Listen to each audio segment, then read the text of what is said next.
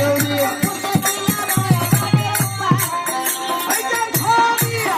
এই যে ধরিয়া বলে দিয়া পায়েতে ঠিকানিয়া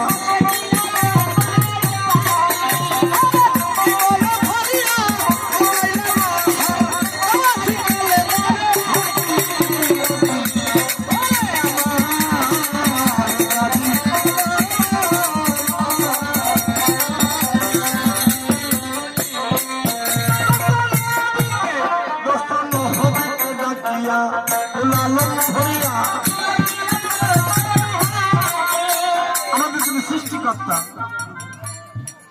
আমি একদিন তার প্যারা হাবিব মোহাম্মদী মোস্তফা হযরত মুহাম্মদ সাল্লাল্লাহু আলাইহি সাল্লামকে ডেকে ডেকে বলেছিলেন, হে দোস্ত, এই দুনিয়ার ভাবনা তোমার মাথায় সহ্য করতে হবে। এই আমরা কথা বলবো না।